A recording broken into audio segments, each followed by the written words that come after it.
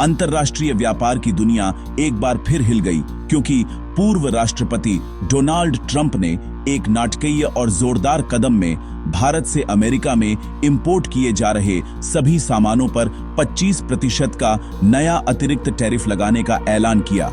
यह सिर्फ एक छोटा सा एडजस्टमेंट नहीं है, यह अमेरिका के एक अहम स्ट्रैटेजिक पार्टनर को निशाना बनाने वाला एक बड़ा आर्थिक हमला है।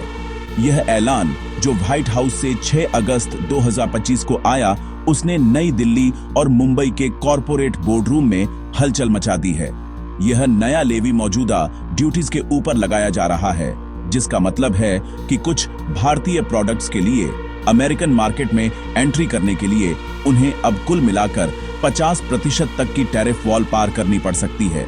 यह सामान्य व्यापार नहीं है, यह वॉशिंगटन से नई दिल्ली के लिए एक साफ और सीधा मैसेज है। इस कदम का समय और गंभीरता यूएस भारत व्यापार संबंध में एक बड़े बदलाव का संकेत देता है, जिसे हाल तक एक बढ़ता हुआ और आपसी फायदे वाला पार्टनरशिप माना जाता था। इस फैसले का मूल भू राजनीति और राष्ट्रीय हितों पर एक गहरे मतभेद से उपजा है, जो अब आर्थिक क्षेत्र में फैल गया है। ट्रंप प्रशासन अपनी विदेश नीति के उद्देश्यों को लागू करने के लिए व्यापार टैरिफ के शक्तिशाली टूल का इस्तेमाल कर रहा है, जो उनकी रणनीति का एक क्लासिक तरीका है। यह कदम अनिवार्य रूप से व्यापार को एक हथियार बनाता है, जो दो देशों के बीच एक पुल होना चाहिए, उसे एक संभावित युद्ध का मैदान बना देता है। इसके प्रभाव बहुत बड़े हैं, न केवल सीधे तौर पर शामिल व्यवसायों के लिए, बल्कि दशकों से दुनिया के सबसे पुराने और सबसे बड़े लोकतंत्रों के बीच सावधानी से पाले गए राजनयिक संबंधों के ताने बाने के लिए भी। इस फैसले ने भारत के नीति और व्यापार जगत में कई लोगों को जवाब ढूंढने के लिए मजबूर कर दिया है। हर किसी के मन में तुरंत सवाल यह है, अब क्यों और इतना कठोर क्यों? यह कदम भारत की स्वतंत्र विदेश नीति के फैसलों का सीधा नतीजा लगता है, खासकर रूस के साथ उसके लगातार आर्थिक एंगेजमेंट का। ट्रंप के तहत अमेरिकी प्रशासन ने यह साफ कर दिया है कि वह अपने सहयोगियों से अपनी रणनीतिक प्राथमिकताओं के अनुरूप चलने की उम्मीद करता है। जब भारत जैसा कोई देश एक अलग रास्ता चुनता है, खासकर ऐसा जिसे वॉशिंगटन अपने ग्लोबल सैंक्शंस रेजीम को कमजोर करने वाला मानता है, तो प्रतिक्रिया तेज और दंडात्मक होती है। यह टैरिफ व्यापार असंतुलन को ठीक करने से कम और एक राजनीतिक संकेत भेजने के बारे में ज्यादा है, जिसका माध्यम आर्थिक दर्द है। इस कार्रवाई को सही ठहराने के लिए इस्तेमाल किए जा रहे कानूनी ढांचे में अंतर्राष्ट्रीय आपातकालीन आर्थिक शक्ति अधिनियम और 1974 का व्यापार अधिनियम जैसे शक्तिशाली अमेरिकी कानून शामिल हैं। ये अधिनियम अमेरिकी राष्ट्रपति को राष्ट्रीय सुरक्षा के नाम पर प्रतिबंध और टैरिफ लगाने का महत्वपूर्ण अधिकार देते हैं। इन कानूनों का हवाला देकर ट्रंप प्रशासन रूस के साथ भारत के व्यापार को सिर्फ एक कमर्शियल फैसला नहीं, बल्कि अमेरिकी हितों के लिए सीधा खतरा बता रहा है। यह कानूनी पैंतरेबाजी विवाद को एक साधारण व्यापारिक झगड़े से राष्ट्रीय सुरक्षा के मामले में बदल देती है, जिससे मानक व्यापार नेगोशिएशंसों के माध्यम से इसे हल करना बहुत मुश्किल हो जाता है। यह आर्थिक शतरंज का एक हाई स्टेक गेम है और भारत को अभी-अभी चेक किया गया है। इस पूरे व्यापार विवाद के केंद्र में एक कमोडिटी है, रशियाई तेल। ट्रंप प्रशासन द्वारा इस आक्रामक टैरिफ का प्राथमिक कारण भारत द्वारा रूस से कच्चे तेल की लगातार खरीद करना बताया गया है। वॉशिंगटन के नजरिए से भारत द्वारा मॉस्को से खरीदा गया हर बैरल तेल, जिसे वे रशियाई युद्ध मशीन कहते हैं, उसमें सीधा वित्तीय योगदान है। अमेरिका यूक्रेन में रूस की कार्रवाइयों के बाद उसे आर्थिक रूप से अलग थलग करने के लिए एक वैश्विक प्रयास का नेतृत्व कर रहा है, जिसने उसकी अर्थव्यवस्था को कमजोर करने के लिए प्रतिबंधों का एक जटिल जाल बिछाया है। जब भारत जैसी कोई बड़ी वैश्विक शक्ति रूस के साथ बड़े पैमाने पर व्यापार करना जारी रखती है, तो वॉशिंगटन इसे प्रतिबंधों की इस दीवार में एक महत्वपूर्ण उल्लंघन मानता है, जिससे उसकी विदेश नीति का प्रभाव प्रभावी रूप से कमजोर होता है। अमेरिकी तर्क यह है कि भारत सस्ते ऊर्जा स्रोतों की तलाश करके अनजाने में उसी संघर्ष को वित्त पोषित कर रहा है, जिसे अमेरिका और उसके सहयोगी रोकने की कोशिश कर रहे हैं। प्रशासन के अधिकारियों ने खुलकर कहा है कि ये तेल खरीद मॉस्को के खिलाफ अंतर्राष्ट्रीय दबाव अभियान को कमजोर करती है। यह सिर्फ अर्थशास्त्र के बारे में नहीं है, यह जियोपॉलिटिक्स संरेखण के बारे में है। अमेरिका अपने सहयोगियों से, खासकर उन लोगों से जिनके साथ वह लोकतांत्रिक मूल्यों और रणनीतिक हितों को साझा करता है, महत्वपूर्ण वैश्विक मुद्दों पर उसके साथ खड़े होने की उम्मीद करता है। भारत का रुख, जो अपनी ऊर्जा सुरक्षा और आर्थिक स्थिरता को प्राथमिकता देता है, वॉशिंगटन में एक प्रकार की तटस्थता के रूप में व्याख्या किया जाता है, जिसे इस संदर्भ में रूस के लिए फायदेमंद और अमेरिकी तथा पश्चिमी हितों के लिए हानिकारक देखा जाता है। भारत का निश्चित रूप से एक बहुत अलग दृष्टिकोण है। भारत सरकार ने लगातार तर्क दिया है कि उसकी ऊर्जा खरीद राष्ट्रीय हित और उसके 1 अरब 40 करोड़ लोगों की जरूरतों से प्रेरित है। एक विकासशील अर्थव्यवस्था के लिए सस्ती ऊर्जा तक पहुंच एक विलासिता नहीं, बल्कि विकास और स्थिरता के लिए एक आवश्यकता है। भारत के विदेश मंत्रालय ने अमेरिकी टैरिफ को अनुचित और अन्यायपूर्ण करार दिया है, यह बताते हुए कि उसके आयात के फैसले बाजार की गतिशीलता पर आधारित हैं। नई दिल्ली में अधिकारियों ने स्थिति के पाखंड को भी सूक्ष्मता से उजागर किया है, यह देखते हुए कि कई यूरोपीय राष्ट्र, अमेरिका के सहयोगी भी विभिन्न क्षेत्रों में रूस के साथ व्यापार करना जारी रखे हुए हैं, कभी कभी ऊर्जा में भी, हालांकि अधिक विवेकपूर्ण तरीके से।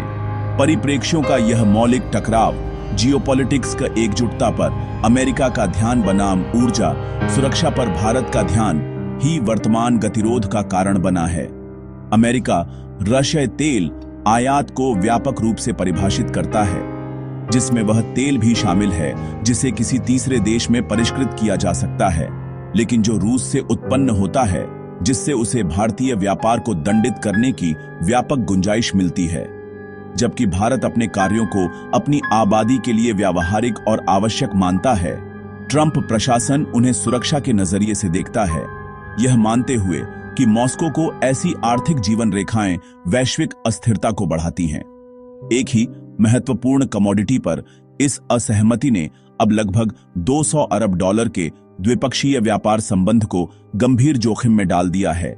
यह दर्शाता है कि जियोपॉलिटिक्स तनाव कितनी जल्दी आर्थिक साझेदारियों को जहर दे सकते हैं। भारतीय व्यवसायों के लिए यह समझना बहुत जरूरी है कि यह नया टैरिफ कैसे लागू होगा। व्हाइट हाउस की घोषणा के अनुसार 25% का अतिरिक्त टैरिफ 27 अगस्त 2025 को लागू होने वाला है। इससे निर्यातकों को अपनी रणनीतियों और कीमतों को एडजस्ट करने के लिए बहुत कम समय मिलेगा। हालांकि कुछ सामानों के लिए एक छोटी सी छूट अवधि दी गई है, जो पहले से ही रास्ते में है। 27 अगस्त की समय सीमा से पहले किसी भी भारतीय बंदरगाह से निकला हुआ शिपमेंट और 17 सितंबर 2025 तक संयुक्त राज्य अमेरिका पहुंचने वाला शिपमेंट इस नए दंडात्मक शुल्क से मुक्त होगा। यह प्रावधान मौजूदा शिपमेंट के लिए थोड़ी राहत देता है, लेकिन भविष्य के व्यापार के लिए लंबे समय के नुकसान को कम करने में बहुत कम मदद करता है। हालांकि भारत से आने वाले हर एक प्रोडक्ट पर यह नया टैक्स नहीं लगेगा। अमेरिकी प्रशासन ने कुछ विशेष छूटों की रूपरेखा तैयार की है। महत्वपूर्ण रूप से स्मार्टफोन सहित कुछ हाईटेक प्रोडक्ट्स, जिनमें भारत में असेंबल किए गए आईफोन शामिल हैं, उन्हें बाहर रखा जाएगा। यह शायद अमेरिकी कंपनियों जैसे एप्पल की रक्षा करने के लिए एक रणनीतिक कदम है, जिन्होंने भारत में मैन्युफैक्चरिंग में भारी निवेश किया है। इसके अलावा कुछ आवश्यक फार्मास्यूटिकल्स और अमेरिकी व्यापार कानून के विशिष्ट अनुभागों, जैसे कि व्यापार विस्तार अधिनियम के धारा 232 के तहत कवर किए गए प्रोडक्ट्स को भी छूट दी गई है। ये छूट एक सोची समझी रणनीति को दर्शाती है, जो भारतीय स्वामित्व वाले उद्योगों पर अधिकतम चोट पहुंचाने के लिए डिजाइन की गई है, जबकि अमेरिकी कॉरपोरेट हितों और उपभोक्ताओं पर होने वाले नुकसान को कम करती है, जो विशिष्ट भारतीय आयातों पर निर्भर करते हैं। जिन सामानों पर असर पड़ेगा उनकी सूची लंबी है और इसमें भारत की निर्यात अर्थव्यवस्था की रीढ़ शामिल है। महत्वपूर्ण रूप से बाधित होने वाले प्रमुख क्षेत्रों में media group, textile factory workers in India, colourful garments on production line, clothing being packed for export stock distribute equally, कपड़ा और परिधान, ऑटो कंपोनेंट्स, इंजीनियरिंग सामान, रत्न और आभूषण और विभिन्न आईटी और सेवा संबंधित निर्यात शामिल हैं। ये वे उद्योग हैं जहां भारत का एक प्रतिस्पर्धी लाभ है और उसने वर्षों से अमेरिका में एक मजबूत बाजार बनाया है। इन क्षेत्रों में अनगिनत छोटे और मझोले उद्यमों के लिए 25% का टैरिफ सिर्फ एक चुनौती नहीं है, यह एक संभावित मौत की घंटी है। वे पतले मार्जिन पर काम करते हैं और लागत में इतनी अचानक और भारी वृद्धि उनके प्रोडक्ट्स को अमेरिकी बाजार में रातों रात अप्रतिस्पर्धी बना देगी, जिससे पूरे भारत में आजीविका पर खतरा पैदा हो जाएगा। इसके अलावा कार्यकारी आदेश अमेरिकी वाणिज्य सचिव को उन अन्य देशों की निगरानी करने का अधिकार देता है जो रशियाई तेल का आयात कर रहे हैं। यह बताता है कि भारत को एक उदाहरण बनाया जा रहा है और चीन जैसे प्रमुख अर्थव्यवस्थाओं सहित अन्य देशों को भी इसी तरह के टैरिफ का सामना करना पड़ सकता है यदि वे रूस के साथ अपने व्यापार पर अंकुश नहीं लगाते हैं। आदेश लचीला भी है, जिसका अर्थ है कि राष्ट्रपति भविष्य के घटनाक्रमों के आधार पर टैरिफ को संशोधित, बढ़ा या हटा भी सकते हैं। यह इस बात पर निर्भर कर सकता है कि भारत अपनी नीति बदलता है या नहीं, यदि अन्य देश अमेरिका के खिलाफ जवाबी कार्रवाई करते हैं या यदि रूस के साथ जियोपॉलिटिक्स की स्थिति में कोई महत्वपूर्ण बदलाव होता है। यह गहरी अनिश्चितता का माहौल बनाता है, जिससे भारतीय निर्यातकों के लिए लंबी अवधि की व्यावसायिक योजना बनाना लगभग असंभव हो जाता है। भारतीय अर्थव्यवस्था पर इस 25% टैरिफ का तत्काल प्रभाव गंभीर और व्यापक होने की उम्मीद है। संयुक्त राज्य अमेरिका भारत के सबसे बड़े निर्यात स्थलों में से एक होने के कारण उसके आधे से अधिक शिपमेंट पर अचानक टैक्स लगने से निश्चित रूप से विकास बाधित होगा। अर्थशास्त्री पहले ही अपने पूर्वानुमानों को संशोधित कर रहे हैं। कुछ का अनुमान है कि भारत की जीडीपी वृद्धि 6% के निशान से नीचे गिर सकती है, जो भारतीय रिजर्व बैंक द्वारा अनुमानित 6.5% से एक महत्वपूर्ण गिरावट है। सबसे ज्यादा दर्द श्रम प्रधान क्षेत्रों जैसे कपड़ा, हस्तशिल्प और चमड़े के सामान में होगा, जो लाखों लोगों को रोजगार देते हैं। इन उद्योगों को एक क्रूर विकल्प का सामना करना पड़ेगा, या तो भारी लागत को अवशोषित करें जो अस्थिर है, या अन्य देशों के प्रतिस्पर्धियों से अपने अमेरिकी ग्राहकों को खो दें। इस आक्रामक कदम के जवाब में भारत एक शांत दर्शक बने रहने की संभावना नहीं है। भारत सरकार ने पहले ही टैरिफ को दुर्भाग्यपूर्ण और अन्यायपूर्ण करार दिया है और कथित तौर पर कई जवाबी उपायों पर विचार कर रही है। इसमें भारत में आयात किए जा रहे अमेरिकी सामानों पर अपने स्वयं के जवाबी टैरिफ लगाना शामिल हो सकता है। अमेरिकी बादाम, सेब, हाई एंड मोटरसाइकिल और विभिन्न अन्य कृषि और औद्योगिक सामान भारतीय बाजार में उच्च करों का सामना कर सकते हैं। हालांकि ऐसा कदम भारत की आर्थिक संप्रभुता का एक स्पष्ट दावा होगा। यह दोनों देशों के बीच एक पूर्ण व्यापार युद्ध की शुरुआत भी करेगा, एक ऐसा परिदृश्य जहां अंततः कोई वास्तविक विजेता नहीं होता है। ऐसे व्यापार युद्ध के परिणाम निगमों और सरकारी खजानों की बैलेंस शीट से कहीं आगे तक फैले हुए हैं। अंततः आम आदमी, भारत और संयुक्त राज्य अमेरिका दोनों में इसकी लागत वहन करेगा। भारतीय श्रमिकों के लिए इसका मतलब नौकरी छूटना और कारखाने बंद होना हो सकता है। अमेरिकी उपभोक्ताओं के लिए इसका मतलब कपड़ों और आभूषणों से लेकर उनकी कारों के ऑटो पार्ट्स तक विभिन्न प्रकार के सामानों के लिए उच्च कीमतें होंगी। यह संरक्षणवाद की छिपी हुई लागत है। यह वैश्विक आपूर्ति श्रृंखलाओं को बाधित करता है, अक्षमता पैदा करता है और उपभोक्ताओं को अधिक भुगतान करने के लिए मजबूर करता है। एक टैरिफ की घोषणा वॉशिंगटन में की जा सकती है, लेकिन इसका प्रभाव जयपुर के बाजारों और ओहियो के शॉपिंग मॉल में महसूस होता है। यह बढ़ता संघर्ष हमारी परस्पर जुड़ी वैश्विक अर्थव्यवस्था की नाजुकता की एक कड़ी याद दिलाता है।